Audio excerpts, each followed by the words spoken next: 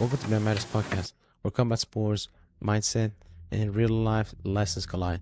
Hosted by Derving and Nate, we dive into jiu-jitsu, wrestling, MMA, and the grind that shapes athletes inside and outside the mat. Every episode we bring stories, strategies, and raw conversations that fuel growth, resilience, and community.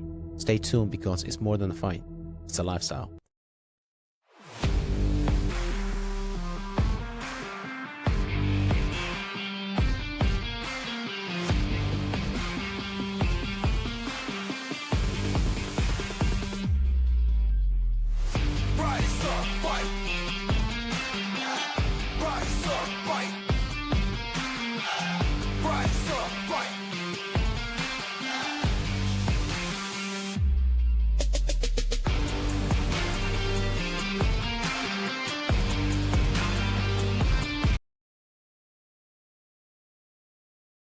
Welcome back to Man Matters podcast. I'm Derving, and today we're doing something a little different. Usually, you've got me sitting here with Nate, going back and forth, talking about fights, talking about predictions, and generally making each other just arguing. Sometimes sounds silly, but today Nate isn't here, so you're stuck with me. And honestly, that's probably dangerous because we got a lot to talk about today. We got UFC 330 coming out to Philadelphia this Saturday. We got Islam Makhachev defending his welterweight title against Ian Machado Garry. We have seen the UFC embedded. We have seen all the ways. We have seen all the build to the fight. Also, another fight that we have for this weekend is Mackenzie Dern versus Gillian Robertson for the strawweight title. We got Edson Barboza potentially fighting one of his final fights of his career. We got some really interesting stylistic matchups throughout this card. We got Shavkat Rakhmonov sitting at home watching the guy he beat fight for the UFC championship. And then, because apparently the world of MMA wasn't already weird enough, Mark Zuckerberg is out here sparring with Merab Dvalishvili on a barge in the middle of the lake. I'm not making that up. This is a world we live in. So today we're going to break down UFC 330. We're going to talk styles. We're going to talk betting favorites. We're going to identify the fights that you absolutely need to watch. We're going to talk about whether Ian Machado Garry actually has a realistic chance against Islam. We got going to talk about Bella Mir heading into Dana White's Contender Series. We're going to talk about Shavkat and whether he's become one of the unluckiest contenders in MMA. We're going to talk about Mark Zuckerberg training with Merab. And we're also going to have a much more serious conversation about the tragic passing of former boxing prospect Prichard Colon. Because sometimes combat sports give us incredible moments. Sometimes they give us ridiculous moments. And sometimes they remind us just how serious this sport really is. So grab your coffee, grab your headphones, and let's get into it. Because this is Man Matters. And let's start with the obvious one. The fight everybody's talking about. Ian Machado Garry versus Makhachev.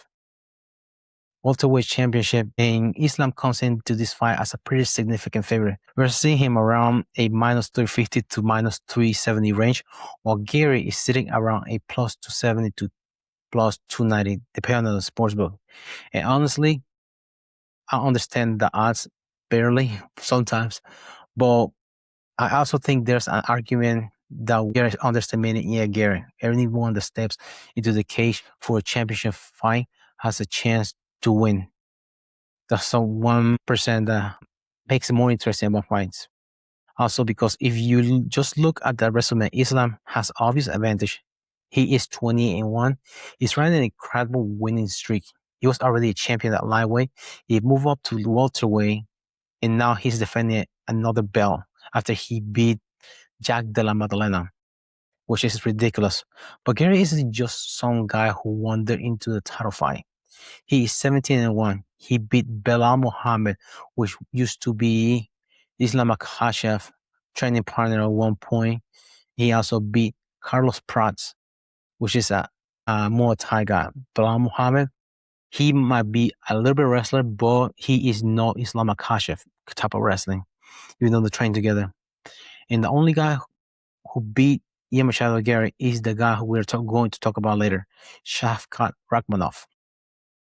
So let's talk about the actual matchup, because this is where it gets interesting. Islam's biggest weapon isn't necessarily one individual technique, it's the chain. That's what makes him so difficult. He can strike into a takedown. He can threaten a takedown to create a striking opening. He can take you to the cage. He can switch from single leg to double leg. He can ride. He can pass. He can submit.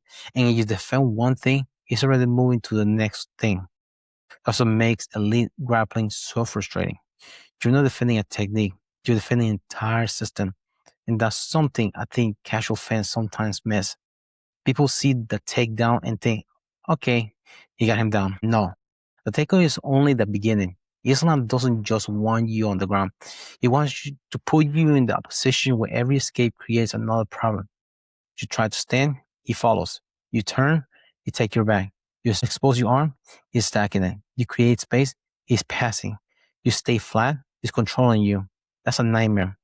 And Garry has a completely different game. Garry's game is built around distance.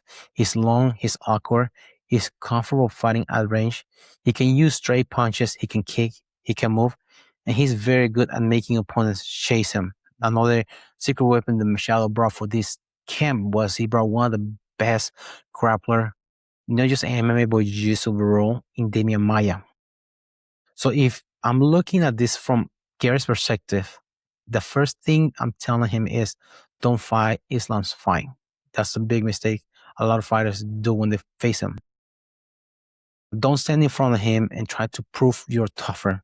Don't let him back you towards the cage. Don't throw combinations that leave your hips open. Don't make it easy for Islam to connect the striking to the wrestling. Garry needs to make Islam fight the distance where the takedown isn't easy. And there's another fascinating variable here, size. Islam is moving up from lightweight. Garry is natural welterweight. I don't know if some of you guys have grappled with people that were the same height as you compared to somebody bigger than you, because sometimes somebody is taller than you and trying to pick him up and take him down. That pickup they're trying to take him down doesn't really work as much when their legs still touch the ground. And some grapplers are wiring and hard to take down because that's the type of grappling they do. But the question here is, does size matter? And I think it does. But I don't think size automatically solves the problem. We've seen Islam deal with big, strong guys before. The difference is that Garry isn't necessarily going to try out muscle him. He's going to try to make him miss. He's going to try to keep him at the end of his punches. He's going to try to make every takedown attempt expensive. That's the game. Make Islam work, make him shoot, make him carry weight, make him reset, make him shoot again. Because here's the thing about fighting an elite grappler. You don't necessarily beat them by stopping every takedown. Sometimes you beat them by making every takedown cost something. Which that might be the playbook that Sean Strickland used against Hamza Chimaev. Every takedown that he had to spend energy he had to make him think about it for 5 minutes, 5 rounds. And here's another crazy statistic. Islam's only professional loss came way back in 2015 against Adriano Martins. Think about that. That was over a decade ago. Since then, he's basically built an entirely different career. And UFC 330 could be another major piece of his legacy. If Islam wins this fight, his UFC winning streak reaches 17 straight, moving beyond Anderson Silva's 16-fight UFC winning streak. That's a massive legacy conversation, because at one point that number seemed unrealistic for anyone. And this legacy, it seems like a legacy conversation because eventually we have to stop asking, is Islam one of the best fighters in the world? Obviously he is. The question becomes, where does Islam belong historically? Lightweight champion, now welterweight champion, elite wrestling, elite submission game, elite striking, ridiculous consistency, and almost no one has been able to solve him. If the only person that came close was Volkanovski, and you see what happened to the rematch in that one.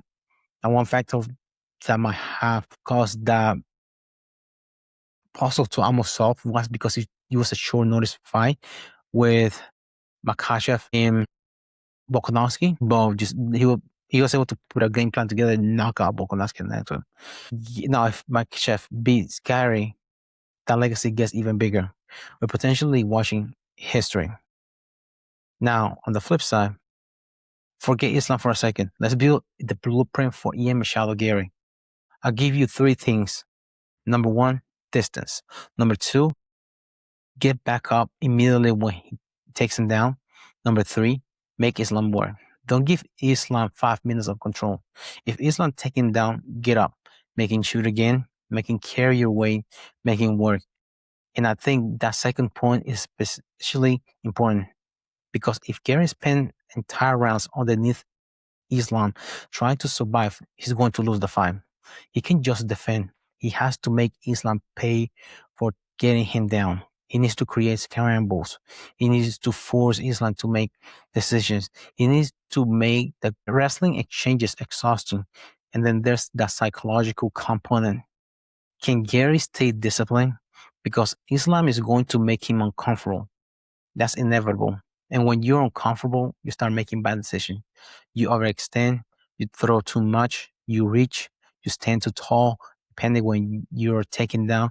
And that's exactly what Islam wants. So I don't think this is necessarily an automatic blowout. I think Garry has a legitimate path. I just think Islam has more path to victory. So for the prediction, for this one, in my opinion, for this fight, I'm taking Islam. I'm going Islam by decision. I think Garry has moments. I think Garry makes Islam work. I think there will be stretches where Garry looks extremely good. But over 5 rounds, I think Islam's ability to chain wrestling together eventually wins the day. Garry has the size, he has the range, he has the skill, but Islam has too many ways to win. And that's why he is the champion currently and was a champion of welterweight. So now let's move to the co-main event, Mackenzie Dern versus Gillian Robertson, strawweight championship. And this one is fascinating because we're talking about two women who actually want to grapple. This is a striker versus grappler. This is a wrestler versus striker. This is, you want to grapple? Yeah, me too. Let's go. That's exactly why BJJ fans should be paying attention because the question isn't simple. Who's better at jiu-jitsu? It's who can impose their version of grappling. It's an incredible creative. She'll attack submissions from weird positions. She'll attack from bottom. She'll attack during transitions. She can create opportunities that aren't necessarily obvious. Meanwhile, Robertson is a little more methodical. She wants control. She wants position. She wants to slowly break it down. And that's a fascinating stylistic clash. Creativity versus positional discipline. Chaos versus structure. And sometimes those matchups produce some of the best grappling exchanges in MMA. Robertson is also coming in on a 5-5 winning streak. This isn't some surprise title opportunity. She earned this. But Dern is a champion for a reason. Now let's talk betting. Dern is a favorite. Robertson is around plus 185, and honestly, I think Robertson is one of the more interesting underdogs in this card. Not because I think Dern is bad. I don't. It's because the stylistic matchup is close enough that I don't understand the odds as much as I would in some other fights. I'm actually leaning Robertson, and I'm going with Robertson by decision. And if I'm wrong, well, that's why we make predictions. Because the beauty of MMA is that you spend 3 hours breaking down every possible scenario, and then somebody gets kicked in the head in 30 seconds, and there goes your prediction. So now, let's talk about one of my favorite fights on the card. Edson Barboza versus Esteban Ribovic. And I don't even know if I want to talk about rankings here. I want to talk about legacy. Because Edson Barboza has been doing this forever. This man has been producing highlight real violence for years. Wheel kicks against Terrel, body kicks that he did against Dan Hooker, leg kicks against his opponent, nasty switch kick, knees, spinning attacks against Paul Felder. Even one of the GOATs, the Eagle himself, Khabib Nurmagomedov, ate one of those spinning attacks, a spinning kick from Edson Barboza. He has some of the nastiest kicks I've ever seen in the UFC. And there's a Philadelphia connection here. Barboza fought Justin Gaethje in Philadelphia back in 2019. Now he's coming back to Philly years later, and that's pretty cool. But there's the problem with fighting a guy like Barboza. Even if he's older, the technique doesn't disappear, the timing doesn't completely disappear, and the power doesn't necessarily disappear. The questions become, can the body still execute the technique at the same speed? That's where Ribovic has the advantage. He's younger, he's aggressive, he's hungry, and he's not fighting Barboza's reputation. He's fighting the guy standing in front of him. That's important because sometimes younger fighters get caught fighting the legend instead of fighting the opponent. And that's how legends beat people when they're supposedly past their prime. They don't need to be the fighter they were 10 years ago. They just need you to make one mistake. And that's another story. Here, there's been a discussion that this could possibly be one of the final fights of Barboza's career. And that's a weird feeling because some fighters retire and you think, yeah, it's probably time. But Barboza, you almost don't want him to stop because you always feel like he's one kick away from creating another insane highlight. But sometimes fighters don't get to choose the perfect ending. Sometimes the sport chooses it for you. And if Barboza loses this fight, I don't think the question should simply be, can he still fight? The question should be, what does he want from the rest of his career? There's a difference. Now, here's where I think UFC 330 gets interesting. Because if you look at the main card, you might think, okay, Islam versus Garry is carrying this thing. But the prelims, there are some fights I really want to see. And I actually think some of these fights could be more entertaining than the fights in the main card. Geoff Neal was originally scheduled to fight Yokani, but Alvarez stepped in short notice, and that changes the matchup. Yokani is long, he's a multi-guy, he has serious weapons in the clinch. Alvarez is extremely dangerous on the ground. So you get a very simple question. Does Yokani keep the fight standing, or does Alvarez eventually drag him into the grappling exchange? That's what I'm watching. Next one, we got the return of the Tarantula, Jalen Turner versus Kawe Fernandez. This is one of the sleepers picks for fight of the night. Turner has that long, explosive frame. He's dangerous at range.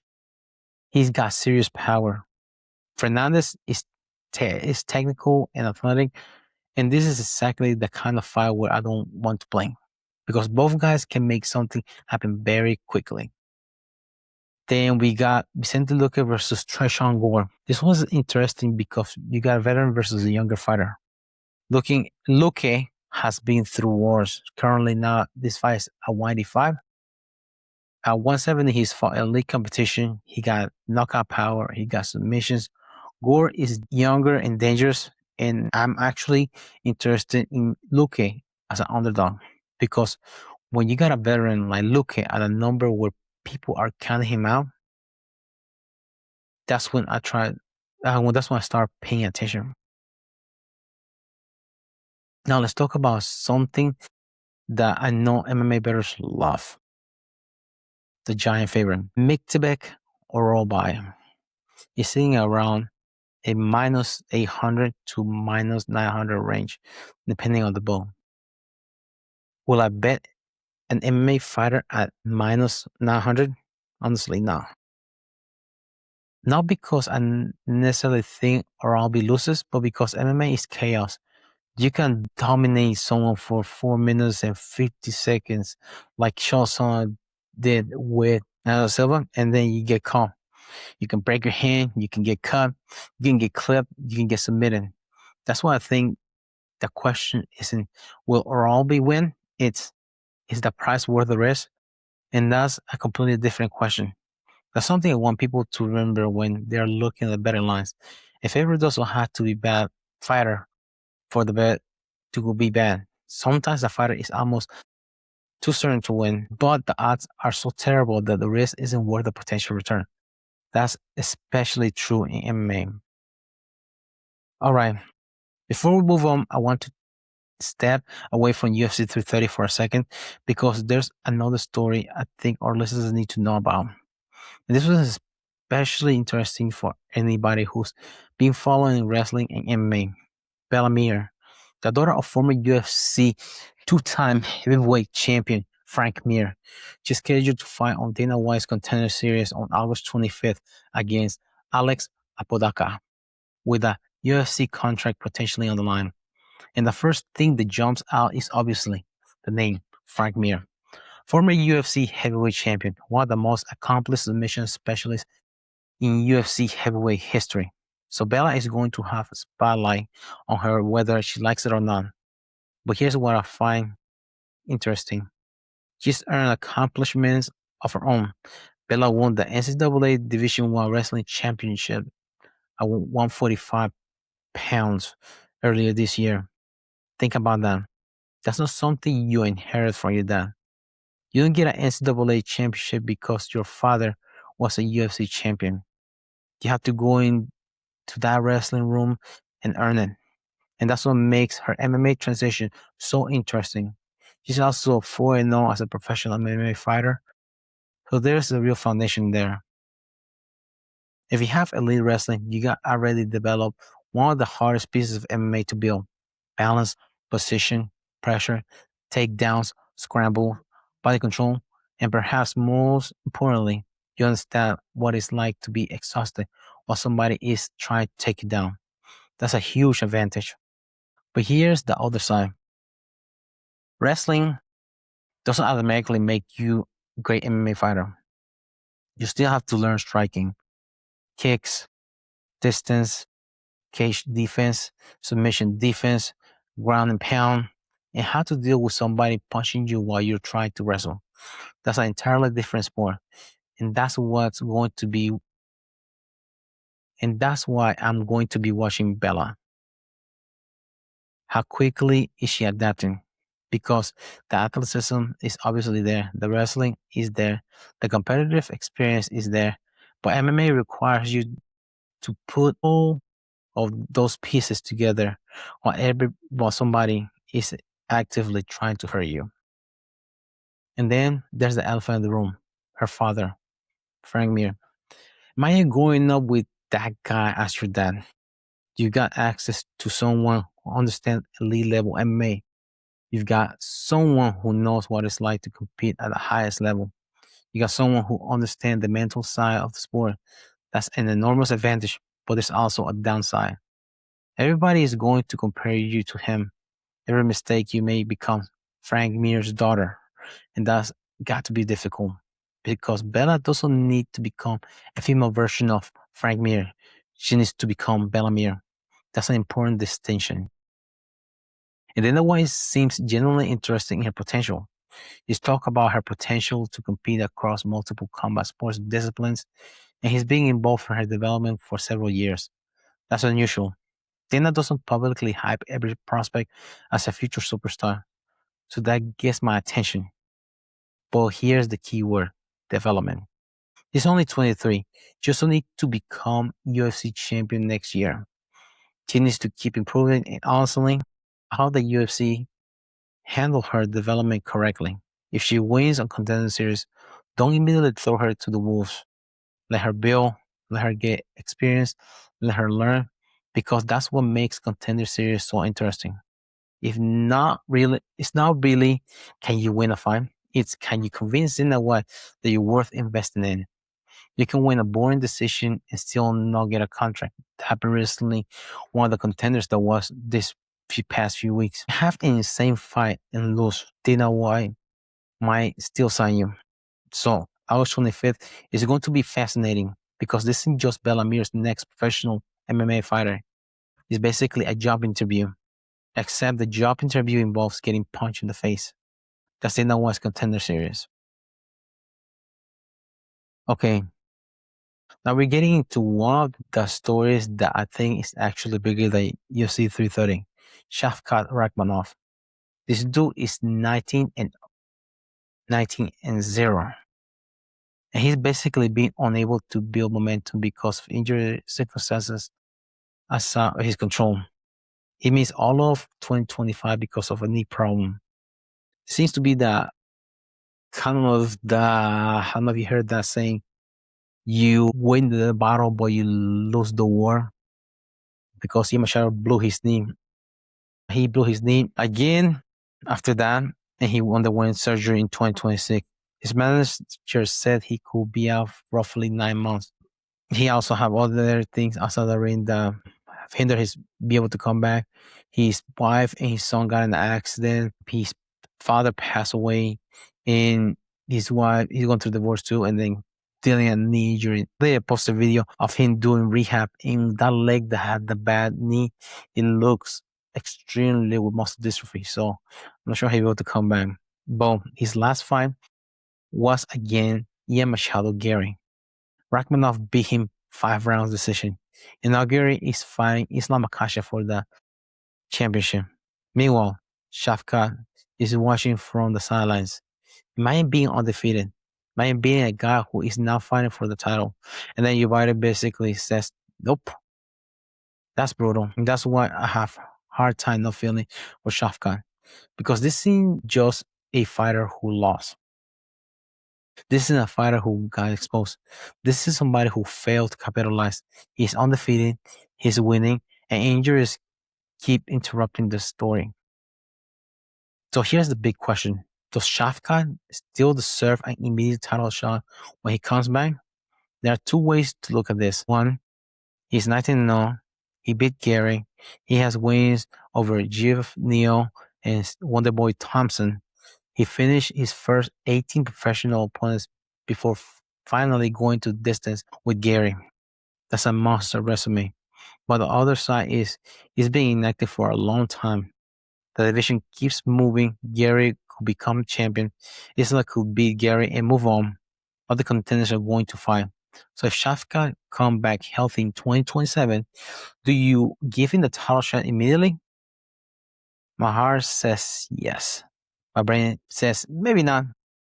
Because if you're the UFC, you have to keep the division moving. But if Shavkat comes back and beats somebody spectacularly, now you got a monster storyline. Here's the scenario that gets really interesting.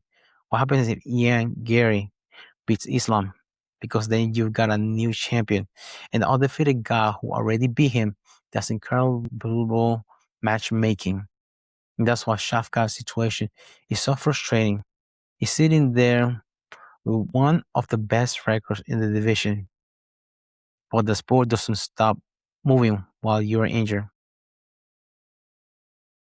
Okay, we need to talk about the weirdest thing I've seen this week. Mark Zuckerberg, Merab Dvalishvili, a barge, a leg, punches, kicks, some takedowns. This is real. Zuckerberg posted a footage of himself sparring with Merab on a floating barge. And apparently, this is even Zuckerberg's first rodeo. He's trained with UFC stars before, including Alex Pereira. He also won gold at Jiu-Jitsu tournament in 2023. So let's be fair. He's not just some random billionaire who decided to put on gloves yesterday. The guy actually trains, but he's still Mark Zuckerberg. And Merab is Merab, one of the most relentless wrestlers in the UFC. So what exactly is Zuckerberg getting from training with Merab? A ridiculous amount of wrestling experience, because Merab is basically the human embodiment of I'm going to keep wrestling until you stop me. So that's an incredible training environment. If you're trying to understand wrestling under fatigue, Merab is almost the perfect person to train with. Now, there's a moment in the footage where everybody online is talking about Zuckerberg gets some offense, they're striking, there's grappling, and people immediately start saying, Zuckerberg is a beast. And I'm like, let's relax. It's training session. It's not UFC 330. It's not a sanctioned fight. It's not Merab trying to take Zuckerberg's head off. But here's what I actually respect. The guy's willing to be bad at something. Think about that. You're one of the richest and most powerful people on the planet. You're willingly stepping onto the mat with people who can choke you unconscious. That's humility.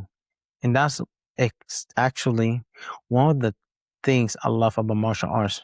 Your bank account doesn't matter. Your job title doesn't matter. Your followers doesn't matter. You got tired just like everybody else. You get frustrated. You make mistakes. You get smashed. And then you have to come back the next day and work on it. That's what this story actually fits Man Matters, because there's deeper lessons underneath the joke. Martial arts are one of the few places where status gets stripped away. You can be a billionaire, you can be a CEO, you can be a celebrity, you can have millions of followers. And none of that helps you when somebody has a cross face and is trying to pass your guard. The man doesn't care who you are, and honestly, that's beautiful. We're going to change the tone for a minute because this is something that happened yesterday that I think we need to talk about. Former Puerto Rican boxer Prichard Colon has died at age 33. And if you're not familiar with this story, this is one of the most tragic stories in modern boxing. And I want to be careful with how we talk about this because this isn't just a boxing story, it's a human story. It's a reminder that combat sports have consequences that don't always show up when the referee stops the fight. Now, who was Prichard Colon? He was a highly regarded Puerto Rican boxing prospect. He was undefeated going to the fight that changed his life. His professional record was 16-0, and he had won 13 of those fights by knockout. He was considered one of the promising young fighters of the sport. Then came October 17th, 2015. Colon fought Terrel Williams at Eagle Bank Arena in Fairfax, Virginia. And what happened that night is still discussed today. The fight became increasingly ugly. Colon repeatedly complained about punches being landed to the back of his head. Those punches are illegal in boxing. They are commonly referred to as rabbit punches. And this is where things get really difficult to watch. Because according to reports and footage from the fight, Colon repeatedly tried to get the referee's attention regarding the shots to the back of his head. There were penalties during the fight. Colon himself was penalized for a low blow.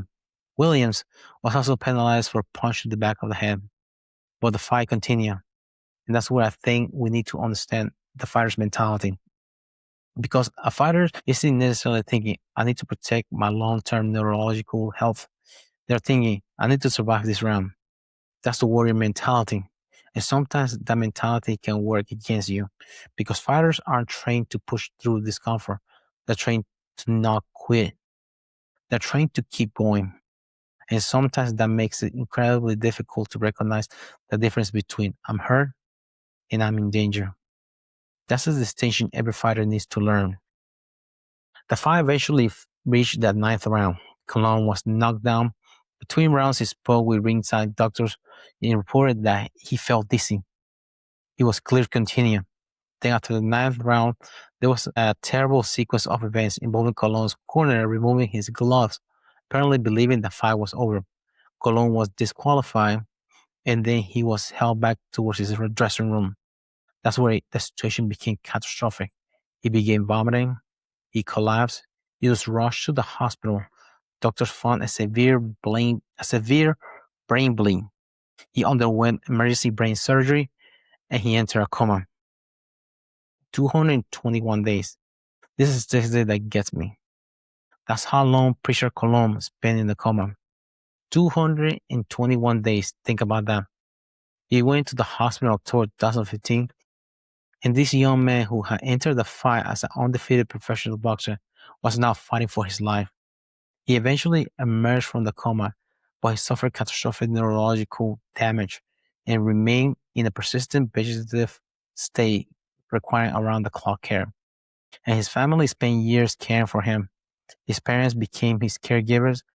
His mother, Nieves, devoted years to caring for her son. His father, Richard, remained involved in his care and advocacy. And yesterday, August 13, 2026, Prichard Colon died. He was only 33 years old. And this is where I think we need to have the uncomfortable conversation. Combat sports are dangerous. That's not a secret. We know while we're watching, but the entire purpose of having referees, doctors, athletic commissions, and rules is to reduce unnecessary risk. The goal isn't to make fighting completely safe. That's impossible. The goal is to prevent a dangerous situation from becoming catastrophic. And that's why Colon's story is so important. Because when you look at everything that happened that night, there were multiple moments that make you ask whether the safety mechanism surrounding the fight worked the way they were supposed to. Colon complained about illegal punches. He was knocked down. He reported dizziness. He was still allowed to continue. And we can debate individual decisions forever, but we'll never know exactly what would have happened if one of those decisions had been different. That's the tragedy. And I think something else gets lost when we talk about tragedies like this. We talk about the fighter, we talk about the fight, we talk about the referee, we talk about the opponent, but what about the family? Because the fight ends for everybody else. For the promoter, the event ends. For the referee, he goes home. For the fans, they move on to the next fight. For the opponent, his career continues. But for Prichard's family, the fight never ended. They spent more than a decade living with the consequences of that night, and that's heartbreaking. And this brings us back to something we've talked about throughout this episode. Control, MMA, boxing, jiu-jitsu, they're all different, but they're all combat sports. And there's always going to be a risk. So what can we actually do? Better officiating, better medical protocols, better concussions recognition, better dedication, and most importantly, a willingness to stop a fight when the fighter's health is more important than the fight itself. Because nobody remembers the seventh round decision 10 years later. Nobody remembers whether the fight was exciting, but everybody remembers when someone's life changed forever. And this is where I want to bring it back to the philosophy behind this podcast. We talk about toughness all the time. Be tough, don't quit, push through, never tap, fight through the pain. There's a place for that mentality, but there's also a point toughness becomes something different. Sometimes the toughest thing you can do is say something is wrong. Sometimes the toughest thing a coach can do is stop the fight. Sometimes the toughest thing a referee can do is wave it off. Sometimes the toughest thing a fighter can do is admit that they are hurt. Because the goal for martial arts isn't to destroy yourself, it's to become better, to test yourself, to challenge yourself, and hopefully you walk away from the mat and live another day.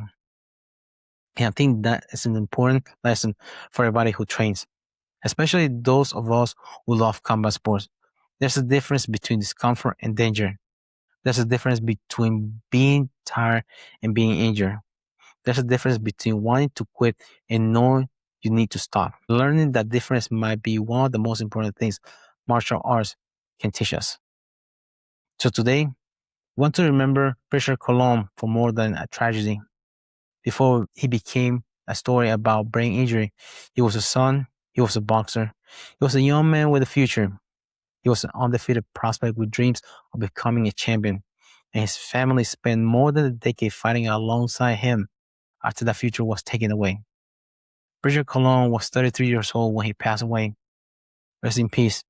And our thoughts are with his family, friends, and everyone who supported him throughout that incredible battle. And that's something I think everybody watching combat sports need to remember. We can love the violence, we can love the competition, we can love the adrenaline, but the people inside the cage, inside that ring, they are human beings. And sometimes the biggest lessons isn't who won the fight, it's remembering what the fight can cost. All right, let's make it official. Rapid fire prediction. I'm going to run through some of the biggest fights on the card and give you my picks. Islam Makhachev versus Garry. I'm taking Makhachev by decision. Mackenzie Dern versus Gillian Robertson. I'm taking Gillian Robertson by decision. That's my underdog of the night. And Barboza versus Stevan Ribovic. I'm going to take Stevan Ribovic. I think the youth aggression are going to be difficult for Barboza to overcome. Yokani versus Yoel Alvarez. I'm leading Yoel Alvarez. I think the grappling could ultimately determine this one. The Tarantula Gillian Turner versus Kawi Fernandez. I'm thinking Gillian Turner. I think his range and power could make the difference. Vicente Luque versus Trishan Gore. I'm taking Vicente Luque, veteran experience in a fight where I think people may be underestimating him. Mektabek Oralbe versus Jeremiah Wells. I'm thinking Oralbe, but again, I won't touch him. at negative minus 900. Now, the dark horse performer of the night, not necessarily the biggest favorite, not necessarily the champion, who was the person who walked away from UFC 330 with people saying, okay, we need to pay attention to this person. I'm going with Gore. He's not the biggest name. He's not fighting for the belt. But if he beats Vicente Luque impressively, people are going to notice. My alternate is Esteban Ribovic because Ribovic knocked out. But if Ribovic knocks out Edson Barboza in Philadelphia, that's a statement. That's the kind of win that changes how people look at you. Now, let's connect all these stories because on the surface, Shavkat and Zuckerberg have absolutely nothing to do with each other. But I actually think there's a really good martial arts lesson here. Control what you can. Zuckerberg can control whether he trains, he can control whether he shows up, he can control whether he gets better, but he can control what people think about him. Shavkat can control his preparation, he can control his rehab, he can control how he responds to another injury, but he can control getting injured. Islam can control his preparation. Garry can control his strategy. Barboza can control how he approaches his next fight. But once that cage closes, you don't control everything. And that's one of the biggest lessons you learn in martial arts. Control what you can. That's a lesson that goes way beyond the gym. You can control whether somebody likes you. You can control whether your boss recognizes your work. You can control whether somebody respects you. You can control whether life throws an injury, setback, failure, and disappointment at you. You can control your response. You can control your preparation. You can control whether you show up tomorrow. And that's one of the things I love about jiu-jitsu. You get submitted, come back tomorrow. You lose, study it. You get promoted, keep training. You have a terrible day, show up anyway. Eventually, you realize that progress isn't about controlling the outcome. It's about controlling the process. And that's something I'm constantly reminding every day I step on the mat. And that brings us to the end of another episode of Mat Matters podcast. It's been a little different today. No name, just me. But honestly, sometimes that's okay. Because combat sports give us enough stories that you could talk about them for hours. UFC 330 is going down this Saturday in Philadelphia. Islam Makhachev, Ian Machado Garry, Mackenzie Dern, Gillian Robertson, Edson Barboza, Esteban Ribovic, a whole lot of interesting fights. We got Bella Mir getting ready for Contender Series. We got Shavkat Rakhmonov waiting for his opportunity. We got Mark Zuckerberg apparently turning everybody of water into his personal MMA training facility. And we got much more sobering reminder of Prichard Colon and the risk that comes with the sports we love. And maybe, just maybe, we'll get another crazy moment that none of us saw coming because that's MMA. You can study the tape, you can study the statistics, you can look at betting lines, you can make the perfect prediction, and then the cage door closes and somebody gets to prove you wrong. That's what makes the sport so addictive. So before we get out here, I'll leave you with this question. Who leaves UFC 330 as the biggest winner? Not necessarily the person who wins their fight. I'm talking about the person whose career changes the most. For me, I'm watching Ian Garry because if he beats Islam Makhachev, we're not talking about Ian Garry as the contender anymore. We're talking about him as one of the faces of the UFC. And if Lan wins, we're talking about one of the greatest fighters of this generation continuing to build his legacy. That's what makes this fight so interesting. So guys, thank you for hanging out with me today. If you enjoyed the episode, make sure you subscribe, follow, like, share it with somebody who loves MMA. Let me know in the comments who wins Islam Makhachev or Ian Machado Garry. And tell me who your dark horse performance at UFC 30. I'm Derving. This is Mat Matters Podcast. And remember, it's not just about what happens on the mat. It's about what the mat teaches you. We'll see you next time. Thanks for tuning in to the Mat Matters Podcast. Don't forget to subscribe and follow us on Spotify, Apple Podcasts, iHeartRadio, Amazon Music, and YouTube so you never miss an episode. Drop us a review, share it with your training partners, and keep rolling on and off the mat. Until next time, keep fighting, keep learning, keep growing.